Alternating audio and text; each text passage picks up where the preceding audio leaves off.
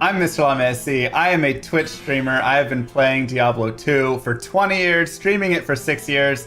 I probably have over 25,000 hours in this game and just absolutely love it.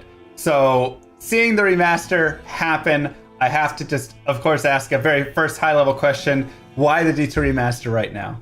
Well, Diablo 2 is a very special game to Blizzard, as many of you well know, and Diablo 2 also had its 20th year anniversary. So with that, we really wanted to stay true to what that authentic experience was for Diablo 2 and bring it to the current audience and improve it for the existing audience and invite new people to experience it for the first time. It's also good learning opportunities too for us, especially when we're partnering up with Vicarious Visions now to work on a remaster projects like this together. So it's been a great partnership. We've actually worked with Blizzard for a while now, a couple years, even starting with some BattleNet integration type things. We just finished Tony Hawk remaster. Before that, we did Crash Bandicoot remasters, and it just seemed like a perfect match for us to work together. It was a shock to my system to first to come in and then see that it's a remaster trailer. Was not expecting that. But then to see the complete shift in the design and the art and everything, and I'd really love to hear more about how you came up with the process for how you want to remaster the look of it, right? How you wanted it to visually exist. And I'd love to bring in Chris Amaral to talk about some of that. Chris, can you discuss a little bit of the philosophy and the design decisions around this remaster? So luckily we had a ton of good inspiration from the original D2 art. Our primary focus is always nostalgia, right? We want to make sure we focus on getting this right and deliver an authentic experience that players remembered from 20 years ago. Every choice we make with the art, with the models, with the environments should really ignite that nostalgia and then reinforce that emotional connection from the original game. But then we came up with like a 70-30 visual guide. 70% is basically the classic.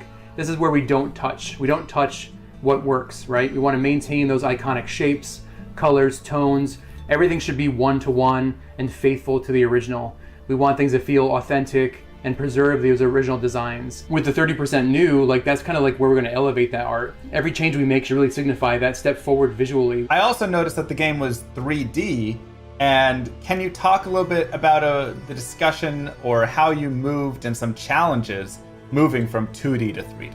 Well, I mean, evolving from a 2D sprite game, like a 2D image game, to a 3D is very challenging. We basically had to write a complete new PBR renderer, so a physically based renderer on top of the old game logic. It's difficult because you're dealing with models versus 2D sprites, where you have to basically write. You have dynamic lighting, you have dynamic VFX. Like a lot of that is an additional system that we have to work out on our end. So the follow-up to that question, I suppose, is I wasn't able to see any items when I was watching that trailer. Are all of the items also going to be remastered? All of the gems, all of every single piece of this? And what sorts of flavor did you decide to add to that artwork? So everything is being redone. So we remodeled everything because everything has to drop in the game. So you have your icon art, and then you have your 3D space art that flips, right? So we had to basically model everything. And as far as the inspiration, we actually were inspired by some original documentation that we found from Blizzard North, where there was a huge Word doc of where the original artists pulled inspiration from.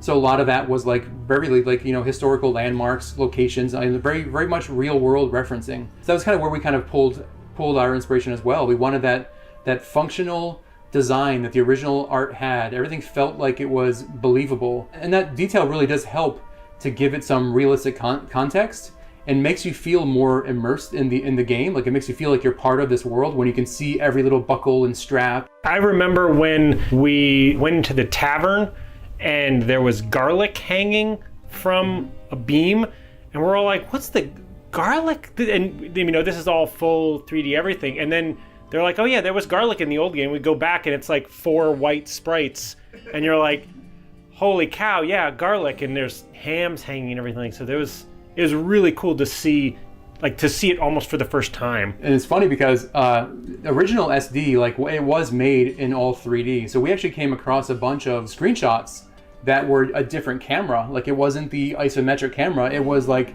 either marketing art or something else, or maybe just exploration. But there was shots of that garlic in the original art. You could never really see it in the pixel art, but it was there. So it was telling that they were really trying to achieve something very very grand with this art. I'm not gonna lie, I never knew that they had garlic hanging in there. I mean, maybe a couple white sprites. I thought they were maybe candles, or who knows? No clue. But that makes me excited to go look around now and just like explore all of the areas in the game, just to look at the new detailed art and see what was. Well, you see it now too, because also we have the one new feature for the art on the art side of things is a zoom camera. So it'll help you get in there and look at all the details. Like it was something that I really felt strongly that like a lot of ARPGs that come out now all have a zoom feature. So this will really get you up and close and personal with like your armor, your weapons, like everything, the runes. Another way to look at it too is our legacy toggle feature, where you can flip back between the old visuals of the game and our current visuals. It's not even just a simple art swap. It is really the old game running underneath, because like Chris was mentioning, our new our graphics engine is running on top of the game, and is mimicking what is running underneath. It's still following all the same data and rules and timings of everything. So we are still being true to that 25 frames per second of what the game is underneath, but rendering it in a way that has more frames per second. Yeah, I'd love to hear more about that specifically, because when I go into Diablo 2, I'm thinking 25 FPS, and like you said, the game is built on that. My faster casting, my hit recovery, all of this stuff is built on 25 FPS. So how do you create a game that's 60 FPS? So all of the logic and how the game talks with the server and everything like that runs on that cycle, and that hasn't changed. So we still have benchmarks in all of our content, say for animations of when a hit frame occurs, how long it can recover, and all of that. That all matches exactly. Now it can run at a faster frame rate, and so modern games run on time, not frames. So we've done that, but all of the logic still runs on those same things. So you can wait for your breaks to occur. All of those things still happen at the exact same. And that was through no small effort, but it's super important, right? Because even if you can't see it right away, you feel it when it's different. We've done that on lots of areas. So for example, the original game only had so many sprites to render your rotation. So you'd have your character and they're rendered out at so many angles, and the monsters even less. But you could actually walk at greater directions, right? You have, I think it was 64 different squares around you that you would path to, and you'd have feet sliding. We've increased that, so now there's more granularity. Obviously it's 3D, your character can run straight, but underneath the hood, I mean, this is a game made back when the inspiration was tabletop games, and so the game is a grid. So it still respects that grid, right? Like on the controller will still allow you to move small amounts because you push the stick a little bit, but it's still, you're either in a run state or a walk state, stamina's still a thing, you're still on a grid. Like all of that logic, once again, is all being driven by the old game. That hasn't changed.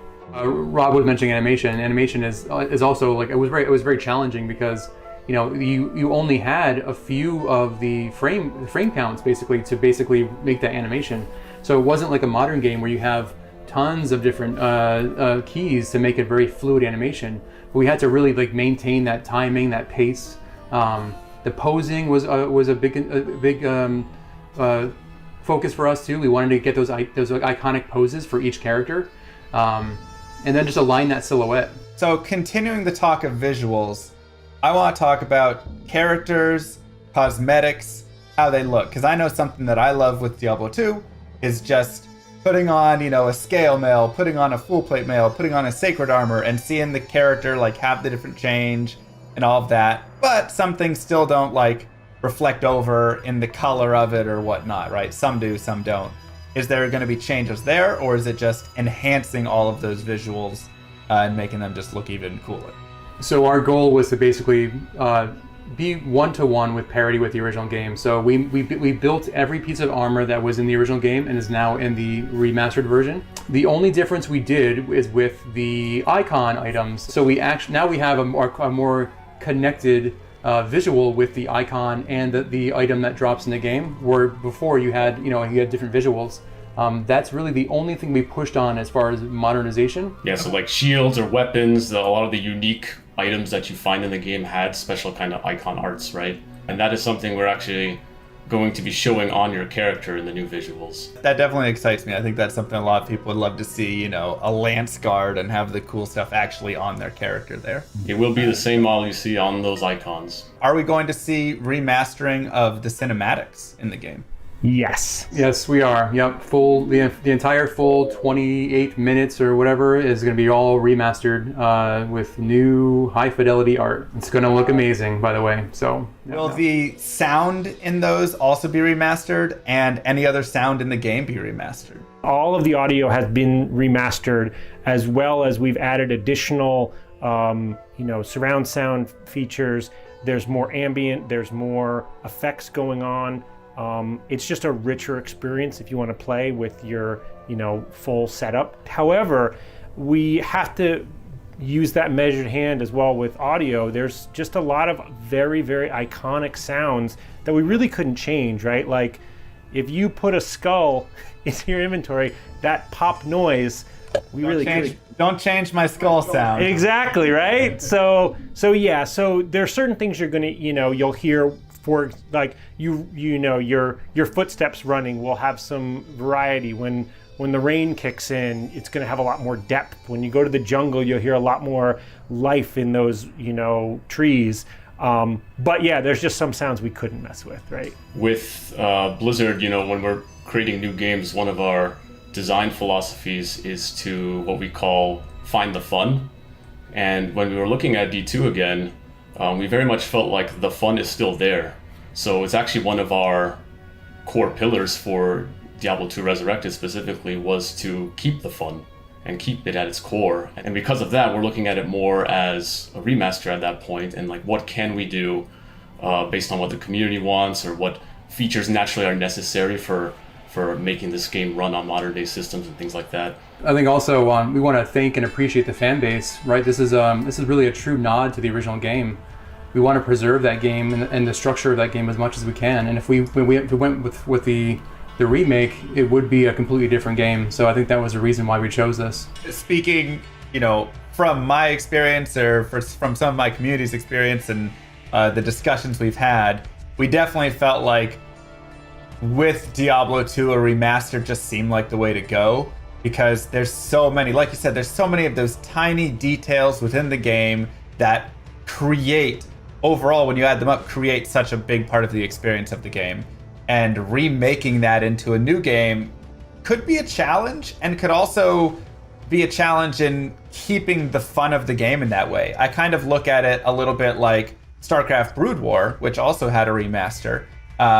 And how it's like a lot of the pathing bugs and the, duds from the Reavers and all of these things in the game that were kind of awful are what make the game beautiful and what make the game super balanced. And if you were to go and remake it and remove some of those issues, it would change how the whole entire game plays. And so I felt like with Diablo 2, that's kind of the same idea, right? You got to keep some of those difficult details, because then it ends up creating the overall experience that we all know and love. Yeah, we also felt that for a game during its time back in 2000, based on limitations, or everyone was still looking at strategy guides or just limited internet, it led to that kind of typical game design you see, where there was a lot of mystery, discovery. So we felt like that was another part of part of keeping the fun, which was to maintain that discovery of the game as well. So speaking to maintaining and possibly changing, what are the pieces that did end up staying the same?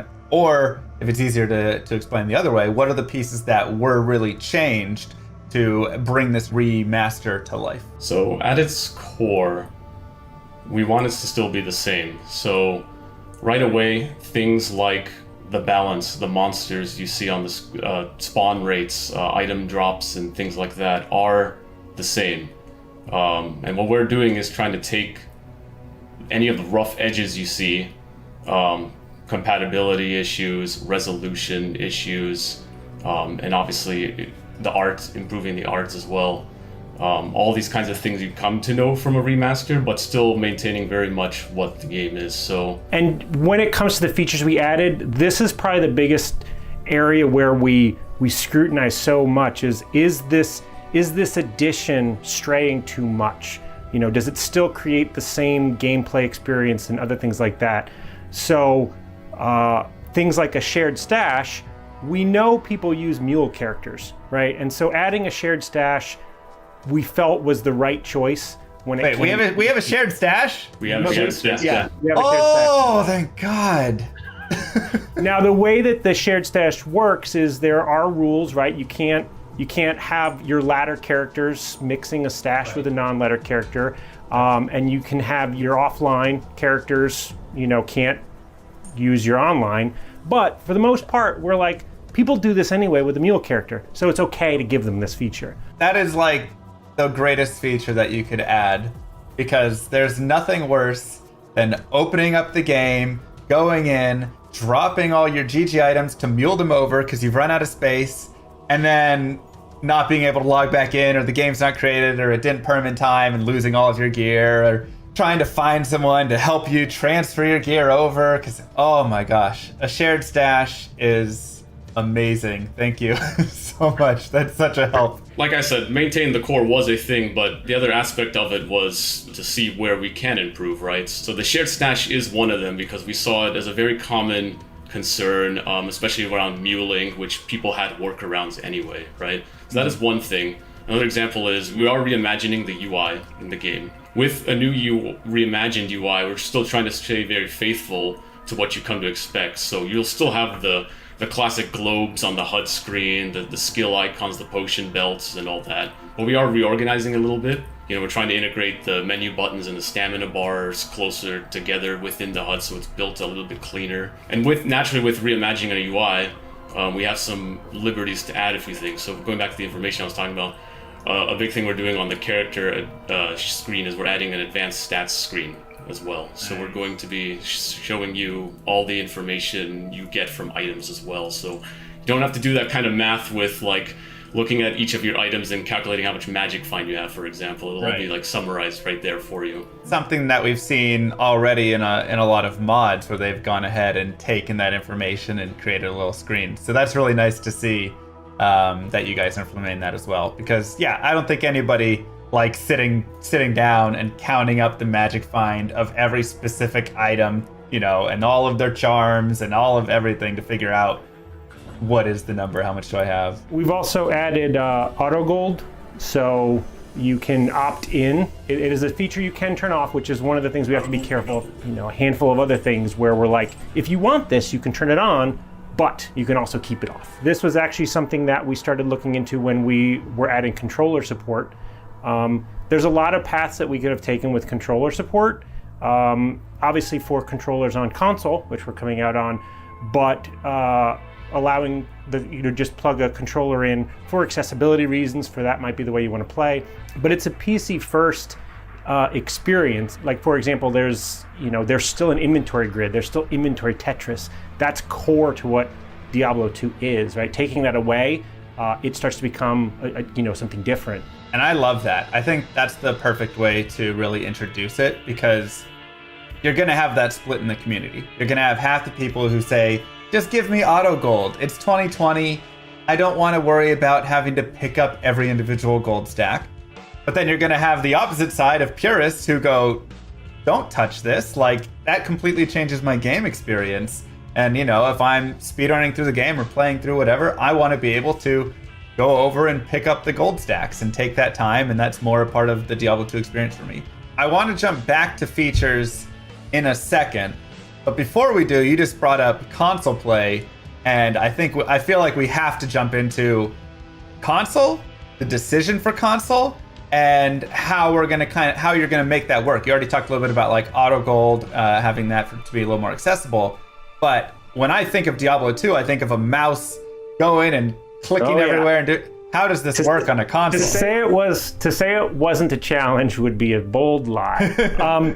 So there's a couple things. For the most part, the game thinks you're still using a keyboard and mouse with a controller. That was almost a rule we kept, that helped keep us on the rails, because we didn't want to be sacrificing, once again, that authentic experience, but we did want to make it more accessible, bring it to a modern audience. I mean, there are people who were born after this game came out that we want them to enjoy it and play it. And a lot of those people are used to, just more modern titles that could use a controller. Also, from an accessibility of just allowing you to plug in a controller helps for many other people to get to enjoy the game. The biggest thing I think that the two big things we'll say.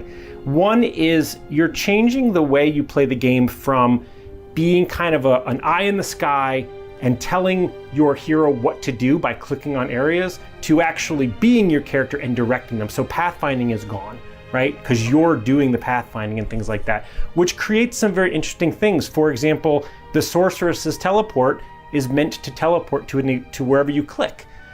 So in that area, when you're playing on the console, we will have a kind of a default distance that you will teleport to. Whereas on the PC, you can click wherever you want. Same with Barbarian's Leap, although that one's interesting because it levels, but it's become a very, very fun challenge. Like, I'm a necromancer and I need to target an item on the ground that has a certain keyword. It's working so far, but you guys will be the ultimate judge of that. Yeah, we've had a lot of talks back and forth, playtesting and things like that. A big challenge we had too was categorizing, all those 300 character skills to see how each of them really play, to see what challenges there were. And yeah, like Rob mentions, the Necromancer Iron Golem is a favorite of ours to continuously talk about because of the various ways it can target.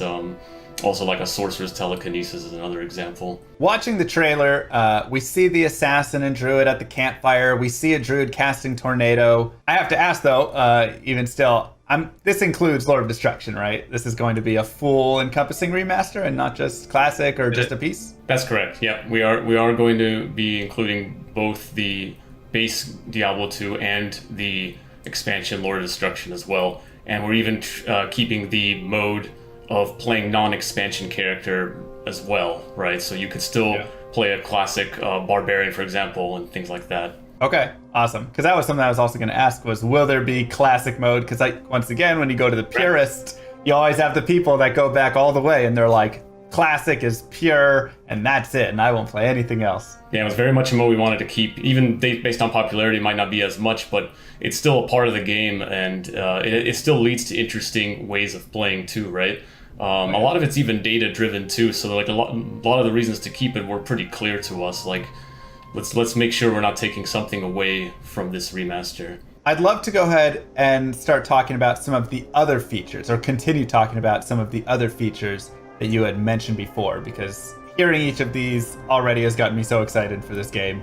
And so what are some other little things that you felt could be changed, wouldn't change the whole flow of the game, but just improve it a little bit? One thing we're looking into is making it easier to interact with your stash. So having quick keys to move to your stash is one thing versus like dragging the mouse to every time you want to move something to your stash.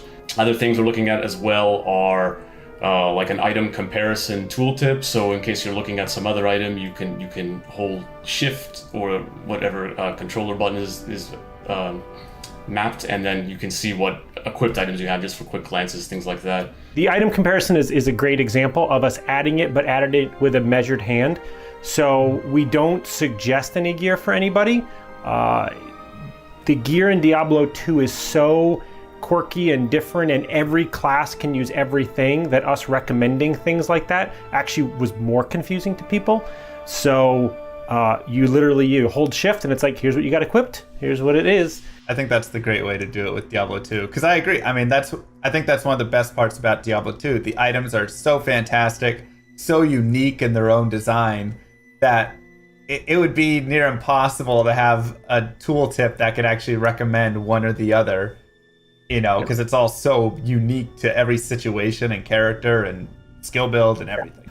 We added 5 more languages, so that's a feature to a lot of people who speak those other languages. The whole front end is pretty much modernized now, so your character is much bigger front and center right in the beginning, and you'll have a backdrop of whatever act you're in, so that's all been streamlined. You can still play online or offline, but that flow has been improved. So what are your favorite changes that each of you have within the game so far? There's a lot of fun.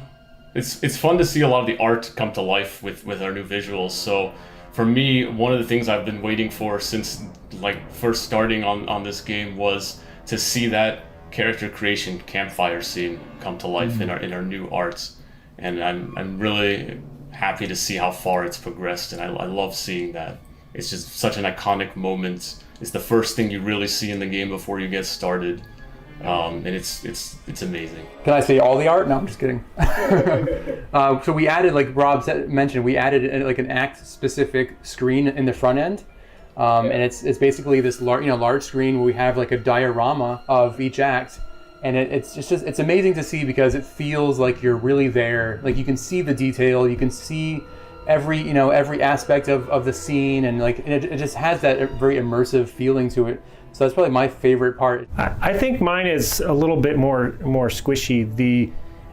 I think our game has gotten a little scarier. I think that there are certain areas in the game where just the way that the 3D lighting is and the way the sound is, and I play it on a big screen TV sometimes, and just it feels scarier, it feels creepier, a little more claustrophobic in certain areas. That's not just one feature, there's a lot of things going on there, but I think it's really, really cool. I would like to hope that had the original creators had the tools we have today, it's the experience they would have wanted to make. Yeah, I think the lighting really helps with that too, because we're a 3D game. That's one of the biggest differences between the original games. So what the game had before with the sprites, with 3D models built into sprites, was not a true real-time lighting system. So because we're pushing that with a 3D graphics engine running on top of the game and getting actual 3D lighting inside of those kinds of caverns and corridors makes for a very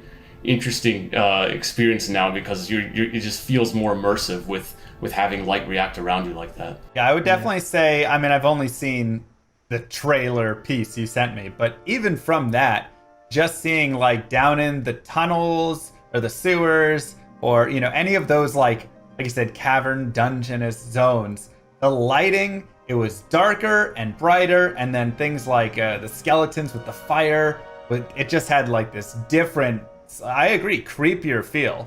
So I haven't seen much more than, or anything more than you guys showed me, but there was definitely a different feel to the game, and I loved the fire the most. I think just watching the sorceress meteor was gorgeous. Fire and lightning, once we got all the effects up and running, that was definitely a couple of times where we would be just in a review and we're and 10 minutes would go by and we're like, oh crap, we had a meeting, we were just playing now. Another thing that kind of goes without saying, that just because it's parody, but 8-player multiplayer, that just works, but once again, it was tricky to get that going.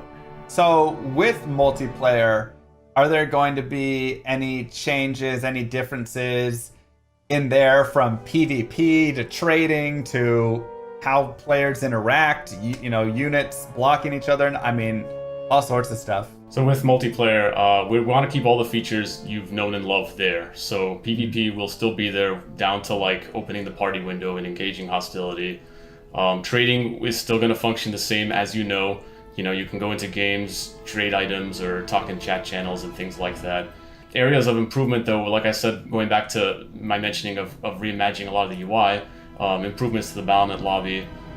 So we're trying to look at some things like improving how you browse server games. So when you're looking at a game to join and typing passwords and things like that, that's the kind of area we're trying to see how we could smooth out in ways like making sure you can browse normal games, Nightmare games, and Hell games, even though you've graduated to the higher difficulty. I'm sure you've known that. There's nothing worse than accidentally killing Bale in Nightmare when you're trying to do Nightmare Bale runs and you're like, I can't find any of the games anymore for Nightmare Bale runs. But you can if you log into a separate character. Right, you go to a separate character and then look at it. That was kind of our logic, right? Since there are workarounds there, that made it easier for us to make the decision of allowing some of those things. Another change is also looking into reducing ladder seasons overall. So right now, ladder seasons in Diablo 2 are 6 months, and we're looking at reducing that as well to help have more engagement and kind of drive more incentives too. 6 months is a long time, and we're looking into like if we make it shorter, we could probably have greater beats throughout the year, as well as seeing people strive harder for getting like that to that level 99, right? So is there going to be any reward change on that, or will it just simply be, the same standard? You get to 99, you're 99 on that leaderboard, and I mean that's a giant reward in itself. But I don't know if there's any other piece go up on the Battle.net website or something. We're not looking into adding anything beyond what the game really did, but in some ways there will be some things that kind of come out of because of what we changed. So we have the leaderboard, right, where you can see each class going to level 99. There are easier ways to filter through that. And we're also looking into saving that, right? So you can always look back to previous seasons as well. So in a way, we're creating that kind of legacy now that has kind of been dropped from the past. So that's one advantage, is your names could be there in the legacy if you're looking in the past. I mean, I think that would be cool enough. Just anything to keep it there as like forever. Like this was season 1, season 2, Like that's when I got my 89. Because I know a lot of people like to go and reflect kind of on their old characters and pushes and stuff like that. Character expiration will not be a thing anymore, by the way. Ooh, Due to modern Battle.net integrations, you will not have to worry about refreshing your character, so they will stay with you. Awesome. Will there be anything different with like character names then, if that's the case? Oh, yeah. So this was one that we talked about for a very, very long time. So because we are moving to global servers and we have cross progression, we will allow duplicate names because with everyone being in the same thing across all consoles and all platforms and other things like that, you would very quickly bump into duplicates like day one. And so we are allowing duplicate names. However, they will also be appended with your gamer tag or your Battle.net ID or other things like that, so that you are still unique. But this also allows us for people to play the game quicker, because we can autofill in your name, other things like that. Rob touched on it a little bit, but another mention there was going to global servers as well.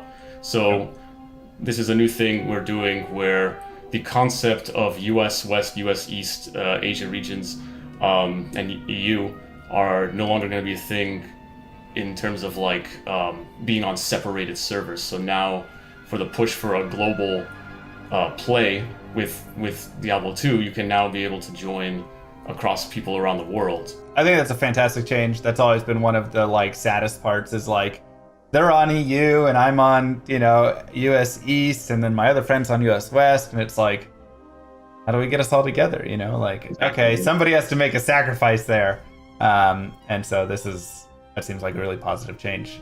So far, you guys are killing it. I'm loving absolutely. I just want to say, I'm loving all of the changes and all of the decisions that have been made. It feels like you're really respecting the integrity of the game, but really bringing in a lot of that quality of life, because Diablo 2 just had some of those pain points like muling and separate servers and all of that.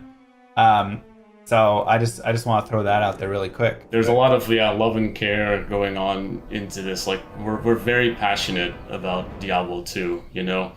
I can even give you a little anecdote of when I started on the team. I was asking around too. Naturally, as a designer, I want to know as much as possible about this game in order to make good decisions on a remaster. So I asked around, what kind of files and leftover archives do we have from before, from Blizzard North? And I was told, like, I was given some, and like this, I was told that was it, which I quickly disbelieved because I like to just do my own little digging arounds to find out things. So I dug around a lot in a lot of archives, and I looked around in different teams as well, because naturally a game from 20 years ago, people have moved on different teams, and like where has data moved around across our other games across Blizzard. So it was within folders, I like to say, that I found a lot of old source files from Diablo 2. A lot of things, like within folders of saying stuff we should archive. And there was a lot of stuff to archive indeed, because there were a lot of things, like we're talking like model source files, old tools that Blizzard North used to create like the sprites and things like that. All these things I spent months and months organizing and communicate that out to the team, and help getting Blizzard library team and other people to help out too, to help share as much information as possible, which helps a lot with when we're adapting some of these models and whatnot and making new art out of it, because sometimes those pixels aren't good enough, and if we have some kind of source model to look at, if we have it, now we can make even closer decisions. On that day when he found that, I think that really helped me greatly. Like, we sent all of that imagery, even the models, I think we sent over to the outsource teams and different art teams, which they used as like a stepping stone. The only piece of art we actually reused one-to-one were Tyriel's wings. So we took we actually took the Tyriel wings from the old Max file, and then just repurposed that for hours. Like, we did very little work, very little modernization of that. We just made it work. But yeah, we did follow a lot of the rules that the old game actually used. For like another example is the Succubus, in which I think the old Blizzard North model, they reused the assassin mesh for the body, and we did the same thing. We use our assassin mesh for the Succubus. Yeah, a lot of fun discoveries that we're actually kind of making the same decisions on in interesting ways. Another example too, like, is because we found a lot of stuff. There's a lot of old texture files for some environments on the game. So another example is like the walls you see in the Act 2 tombs with those kinds of like paintings on them are the same textures we're using, because we found the source files for those. Any symbology we have questions on, we always like jump into that archive, try to find some kind of source or reference or something, and we just reuse it as much as possible. We want this to be as true as possible. That could even carry over to the cinematics too, like a lot of the cinematics cover the same locations. Think of like Tal Rasha's tomb with Baal in front of it, and there's all those runes going on behind him. Finding sources like that to try to match as much as possible was a goal, and I'm glad to say we did find those kinds of things, and they're matching it very well. So it's helping our cinematics too. There was even concepts we repurposed. Like, we found a couple concepts that were amazing from 20 years ago. The Bloodhawk and the Bloodhawk Nest, and we used that completely to rebuild our new asset. I mean, that's fascinating. I feel like I could just sit here for hours and hours, days, as you guys talk through every single thing you found in the source files. I could too. I'm still organizing it to this day. I still could find something that could, as I put it, I'm very meticulous with this stuff because I love it so much. I'm putting like categorizing everything. Like, this is everything I found on War Eve. This is everything I found on the Greater Mummy Monster or Baal or something. And then if Chris comes to me and needs help with like some kind of way of identifying what parts of the creatures are or something, I even go through links of like seeing if I could open up those models and actually re-rendering them out in a way that we could actually see it in higher detail and see the Greater Mummy is showing like part of his bone on his knee, so we should try to match that or something like that. And there's a lot of interesting stories and references that we actually used to create the new art by re-rendering models out to see everything. Yeah, it was literally like video game archaeology, and even learning how parts of D1 were made, parts of the code that were commented out. Totally geek out on just all of the, because it's a game that we all kind of grew up in, and a lot of us got into the games industry because of these types of games, and this game in particular, right? And so it's almost like we're treating it like a classic car, right? Like, okay, it probably shouldn't run on leaded gas anymore, but you really can't change it, right? You just got to make it, good enough, even better, than they remember, and good for another 20 years. Yeah, and even like, mention of Diablo 1 is very key too. Like we look at Diablo 1 as well, because naturally this being a sequel to Diablo 1, especially within the time span of when it came, like Diablo 1, was 1996 and Diablo 2, 2000. A lot of things carried over throughout development. So going back to see Diablo 1 and what it's like also helped us make decisions, even some of the arts too, because like we discovered certain things we didn't even realize before until later down the line. Like an example is in the Chaos Sanctuary, you see a lot of statues with these black knights, and those are actually the same Chaos Knights you see in Diablo 1. So like sometimes some of the things I find, even source files from Diablo 1, were useful for us for reference, so we can make the new statues and things like that. Even the sorcerer and the Act 3 hireling shared very similar models. Like it was just an addition helmet or a little bit of detail on the chest, but that was really the difference. You guys need to do a just like developer archaeology discussion at some point where you just sit down and talk through all of this, because this is like the most fascinating stuff I've heard. I mean, I've played so much Diablo 2 that I know so many intricacies of the game, but like when there's like more to be discovered, it's like, oh man, I'm like itching to know. So I would love to just listen. The funny thing is, like, going back to our like core philosophies on the game, like, we wanted to keep discovery and the mystery and stuff.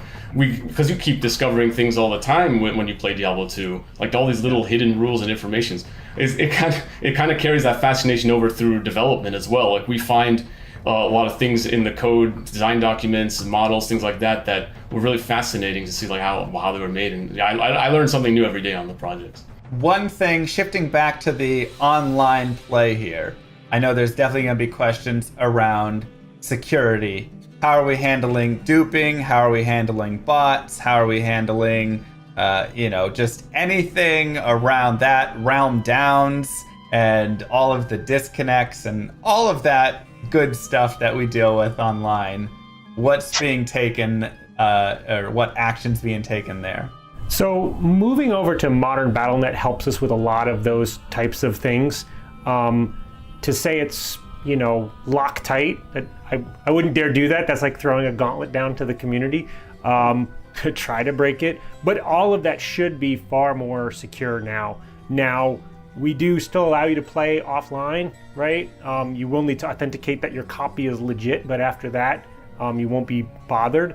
And so there's a reason why we leave those characters quarantined away from online. I mean, yeah, we have a server team working on it, and these are some of their efforts, right? We want to stop the bots, stop duping as much as possible. There's a lot of strives happening in the back end of things. So I'm excited to play this game, and I'm sure a lot of other people are very excited.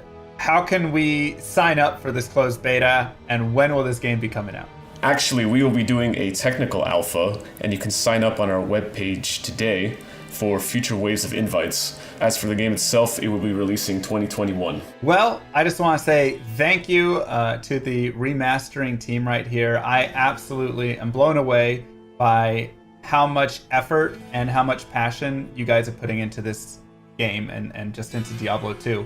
I've loved Diablo 2 for 20 years, and I never thought that the game could get better. But I think you guys are respecting the integrity while upgrading and adding and improving. And I think this is going to overall just better the game. So thank you guys so much. I appreciate you having me on and for all of the hard work you've done. Awesome. Thank you. I mean, your praise means the world to us. I mean, you and people like you who keep the game going for 20 years. Like that's, if you guys didn't do that, this might not be happening, right? We see the passion in what you do, in what your colleagues do. So thank you even more. And thanks for coming to do this. This was fun.